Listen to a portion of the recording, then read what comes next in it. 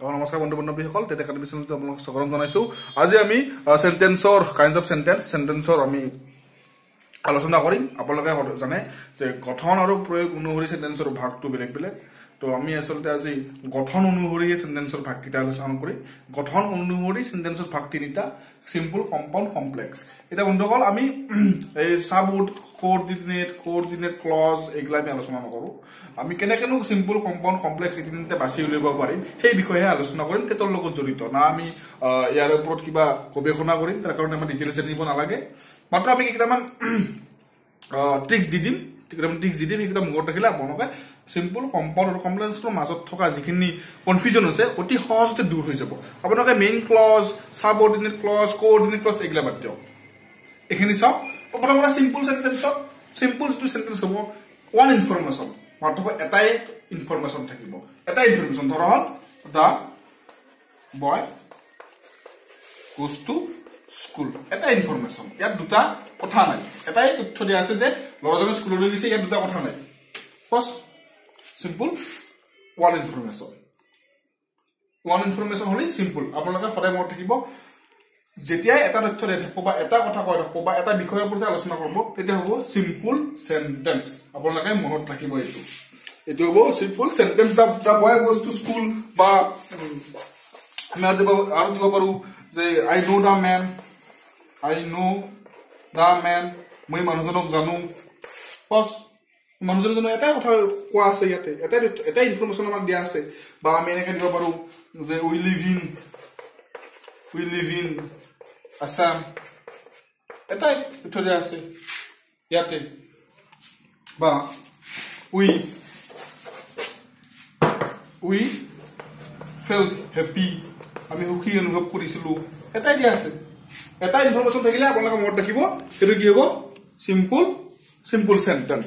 হ্যাঁ, আনহাতে কি কম্পাউণ্ড সেন্টেন্স? কি কম্পাউণ্ড সেন্টেন্স হ'ল দুটা ইনফৰমেশ্যন থাকে, দুটাতকে অধিক থাকে আৰু এই ইনফৰমেশ্যন কেইটা এটা আনটোৰ ওপৰত নিৰ্ভৰ নকৰে। কেনেকে এটা আনটোৰ ওপৰত নিৰ্ভৰ নকৰে সেইটো মনত ৰাখিলে হ'ব। ধৰা হওক কি কৈছো আমি এটা আছে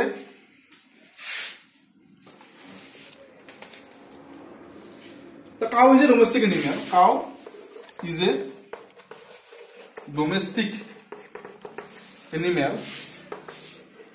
but lion is a wild animal. Lion is a wild animal. Lion is a wild animal. এইটো সব ইয়াতে দুটা ইনফৰমেশ্যন আছে। গৰু হৈছে পোহনীয়া জন্তু আৰু সিংহ হৈছে বননীয় জন্তু। এই দুটা ইনফৰমেশ্যন দিয়া আছে আমাক। দুটা ইনফৰমেশ্যন যদি আমি ভাগ কৰো আৰু এন দি আমাক কি কৰিছে কনজাংচন এন দি আমাক দুটাকে সংযোগ কৰিছে, দুটা ক্লজ। যদি আমি ক্লজটো উঠাই আনো, এইটো এই ইনফৰমেশ্যনটো উঠাই লৈ আহিলো, এই ইনফৰমেশ্যন উঠাই আহিলো, কিবা এই দুটাৰ মাজত অৰ্থৰ কিবা সেই হ'ব নেকি, প্ৰভাৱ পৰিব নেকি? Cow is a domestic animal নপৰে। তো আমি কম্পাউণ্ড সেন্টেন্সৰ এই ক্লজ পৰা যদি উঠাই আনো, ভাগ কৰি দিওঁ, পৃথক কৰো বা এটা আনটোৰ পৰা আমি কাঢ়ি লৈ আহো, তেতিয়াহ'লে এই ক্লজ দুটাৰ ওপৰত বা এই অংশ দুটাৰ ওপৰত কোনো ধৰণৰ অৰ্থৰ প্ৰভাৱ নপৰে। তেতিয়া হ'ব কম্পাউণ্ড সেন্টেন্স। সেইটোৱে আৰু cow is a domestic animal আপুনি ভাগ কৰি আনক। গৰু পোহনীয়া জন্তু হৈ থাকিব। Lion is a wild animal ভাগ কৰি আনক, থাকি গ'ল এইটো। তো এই বাপটেদি ইয়াক সংযোগে কৰিছো আমি, ক্লজ দুটা বাকেদি সংযোগে কৰিছো। তো ইনফৰমেশ্যন দুটা আমি সংযোগ কৰিছো বাটেদি, কিন্তু ইনফৰমেশ্যন দুটা সংযোগ কৰাৰ বাটেদি অৰ্থ এইটোৱে নহয় যে এটা আনটোৰ ওপৰত নিৰ্ভৰ কৰিছে, এটা আনটোৰ ওপৰত নিৰ্ভৰ কৰা নাই। আপোনালোকে মনত ৰাখিব এই দুটা ইনফৰমেশ্যন স্বাধীন যেতিয়া ইনডিপেণ্ডেণ্ট। মানে কম্পাউণ্ড সেন্টেন্সত যিকেইটা ক্লজ থাকিব, যিকেইটা ইনফৰমেশ্যন থাকিব, সেই গোটেইকেইটা ইনফৰমেশ্যন হ'ব কি স্বাধীন যেতিয়া বা ইনডিপেণ্ডেণ্ট। বা আমি এনেকে আৰু দুটা উদাহৰণ দিছো কম্পাউণ্ডৰ। ধৰক আমি এটা কথা কৈছো উই ৱেণ্ট আউট আৰু had our dinner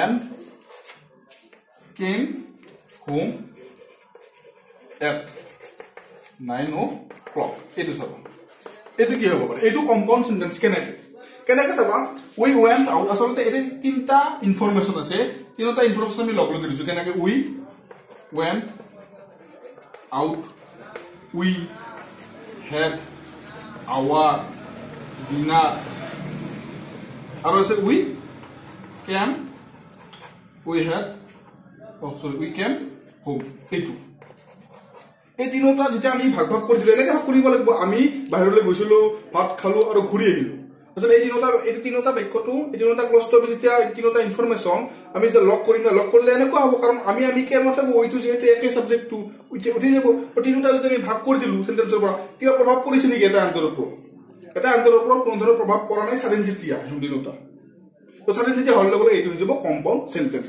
আমি ইয়াক মাত্ৰ এনেদি আমি কি কৰিছো সংযোগহে কৰিছো কিন্তু সংযোগ কৰাতে এটা আন্তৰৰ কোনো প্ৰভাৱ পৰা নাই আৰু ভাগ কৰাতে এটা আন্তৰ কোনো প্ৰভাৱ পৰা নাই পাই কি লিখিব পাৰো এটা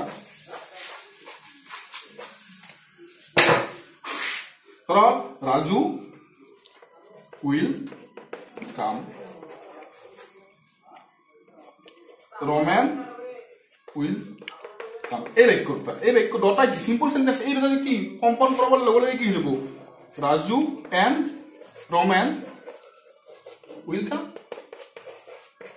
আসলে এর কি দুটা ইনফরমেশন আছে রাজু আহিব রমানো আহিব দুটা আমি লগ লগাই দিছো তো লগ লগাই দিছো আৰু যদি আমি ভাগ কৰো কোনো ধৰণৰ ইয়াৰ প্ৰভাৱ নপৰে Raju will come ৰমানো will come যদি কম্পাউণ্ড সেন্টেন্সত মনত থাকিব আমি যদি এই ইনফরমেশন কেইটা বা গ্ৰামাৰৰ মতে ক্লজ কেইটা যদি আমি ভাগ কৰোতে এটা আন্তৰৰ ওপৰত অৰ্থৰ কোনো ধৰণৰ প্ৰভাৱ নপৰে বা এটা আন্তৰৰ ওপৰত কোনো ধৰণৰ অৰ্থৰ ক্ষেত্ৰত নিৰ্ভৰ নকৰে হেতু মনত ৰাখিব হেতু হ'ব compound sentence and the complex sentence দুটা বা তাতকে বেছি ইনফরমেশন থাকে কিন্তু ইয়াতে এটা ইনফরমেশন এটো মত দেখো এটা ইনফরমেশন সাডেন যেতিয়া বাকি কেটা ইনফরমেশন কিন্তু সেই সাডেন যেতিয়া ইনফৰমেশনৰ ওপৰত নিৰ্ভৰ কৰি হে তাৰ প্ৰকাশ কৰে এটা আপোনালোকে মনত ৰাখিব পুনৰবাৰ বুজো যে এই কমপ্লেক্স সেন্টেন্সটো হল কি তাতে দুটা বা তিনিটাতকে অধিক থাকিব পাৰে ইনফৰমেশন কিন্তু এটা ইনফৰমেশনে সাদিন যেতিয়া বাকি কেটা ইনফৰমেশন আপুনি ইনফৰমেশনটো কথা কব যাওতে হেই সাদিন যেতিয়া ইনফৰমেশনটোৰ ওপৰ সহায় লব লাগিব ধৰা মই এটা কৈছো the boy who stood first is my cousin the boy we felt hearing the news we felt happy দুটা ইনফরমেশন আছে কিন্তু ইয়াতে এটা ইনফরমেশন হল বাতৰিটো শুনা কথা কৈছে আৰু এটা কি অনুভৱ কৰা কথা কৈছে সুখী অনুভৱ কৰা কথা কৈছে কিন্তু ইয়াতে আমি যদি চাও এই সুখী অনুভৱ কৰাটো we felt happy এই বাক্যটো এই ক্লোজ টু বা এই ইনফরমেশনটো আমি উল্লেখ কৰোতে আমি কাৰ হয় লগা হোৱা নাই একেবাৰে we felt happy আমি ভাগ কৰি আমি দিব পাৰো অৰ্থৰ কোনো প্ৰভাৱ নপৰে ভাগ কৰিব পাৰো আমি অনুভৱ কৰিছিলো আমি সুখী অনুভৱ কৰিছিলো কিন্তু হিয়াৰিং দা নিউজ বাক্যটো শুনি বাতৰিটো শুনি বুলি কোৱাৰ লগে লগে ইয়াতে বাক্যটো কমপ্লিট হোৱা নাই ইয়াক যে ভাগ কৰি আনো কমপ্লিট হোৱা নাই এই বাক্যটো কমপ্লিট হ'ব লাগিলে এই ক্লজ টু ইনফরমেশনটো কমপ্লিট হ'ব লাগিলে আমি কাৰ হয় ল'ব লাগিব we felt happy হয় ল'ব লাগিব তো hearing the news we felt happy এই হিয়াৰিং দা নিউজটো হ'ব ডিপেন্ডেন্ট আৰু we felt happy to be independent তাৰ মানে ইয়াতে ক'লো এটা ইনফৰমেশন সাদিন যেতিয়া থাকিব বাকি কেইটা ইনফৰমেশন থাকিব তাৰ ওপৰত নিৰ্ভৰ কৰে বা এনেকৈ দিব পাৰো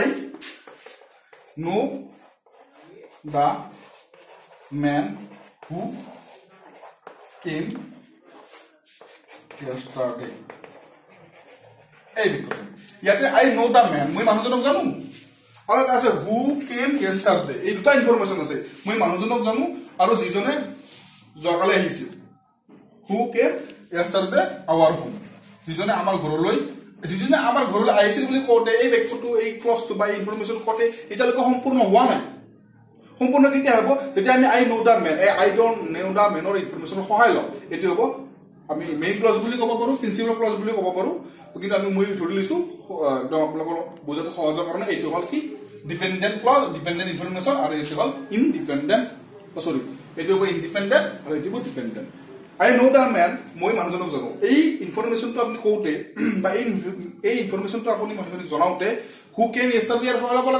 হয় নাই কিন্তু who came yesterday বুলি কল লগ লাগে যিজনে জকালে আহিছিল সেই ইনফরমেশনটো ইটালকে কমপ্লিট হোৱা নাই কেতিয়া কমপ্লিট হ'ব তেতিয়া I know that man আমি সহায় লম তো বন্ধুসকল আপোনালোকে কেনেকুৱা পালে এইটো সেন্টেন্সৰ ভিডিওটো লাইক কৰিব আজিকালি নতুনকৈ চেনেলটো সাবস্ক্ৰাইব কৰিব শেয়াৰ কৰিব আৰু কমেন্ট বক্সত কমেন্ট কৰিব আজিকালি ধন্যবাদ